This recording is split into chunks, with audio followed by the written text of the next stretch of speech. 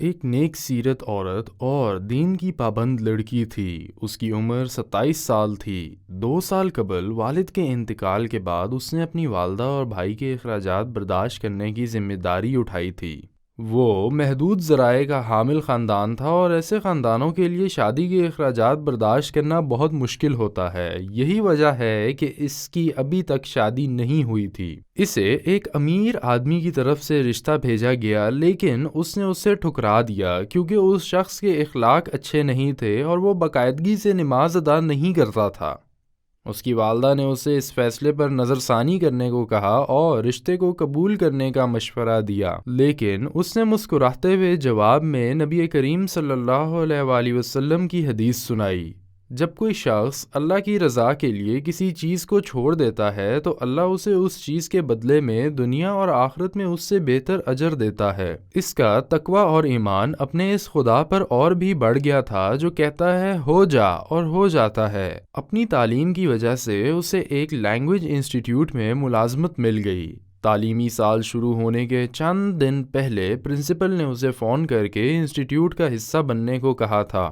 وہ بہت خوش تھی کیونکہ اب وہ اپنی ماں کے علاج کے اخراجات آسانی سے برداشت کر سکتی تھی اور اپنی بھائی کے اخراجات بھی آسانی سے برداشت کر سکتی تھی۔ ہر کلاس شروع ہونے سے پہلے یہ خاتون اپنے طلباء کو اچھے اخلاق کی پابندی کرنے اور روزانہ نماز پڑھنے کی تلقین کرتی تھی۔ اس کے بعد وہ اپنے کورس کے حوالے سے اپنا لیکچر شروع کرتی۔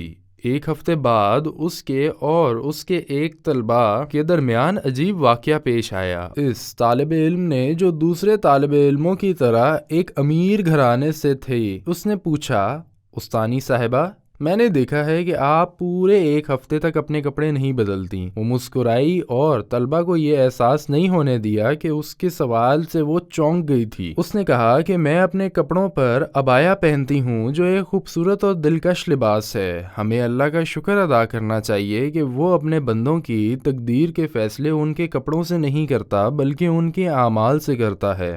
یہ اسکول میرے کام کی جگہ ہے اور میں اسے اپنی زینت دکھانے کی جگہ نہیں سمجھتی۔ میں آپ کی استانی ہوں اور ضروری ہے کہ آپ اور آپ کے تمام دوست بھی میرے نقش قدم پر چلیں اور اپنے پیسوں کو ضائع نہ کریں۔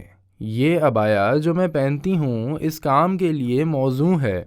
اگر آپ مجھے فینسی اور مہنگے لباس میں دیکھنا چاہتی ہیں تو آپ کو میرے گھر آنے کی دعوت عام ہے۔ استانی حیران رہ گئی جب وہ طلبہ اس کی پیشانی چومنے کے لیے آگے بڑھی اور باقی طلبہ تالیاں بجانے لگے۔ استاد خوشی خوشی گھر لوٹی۔ ایک ماہ بعد استانی حیران رہ گئی جب اس کی طلبہ کی ماں نے اسے کہا کہ وہ اس کے گھر آنا چاہتی ہیں۔ ماں نے کہا، میری بیٹی تمہارے کردار سے متاثر ہے اور ہم اپنے گھر میں تمہارے بارے میں بہت باتیں کرتے ہیں۔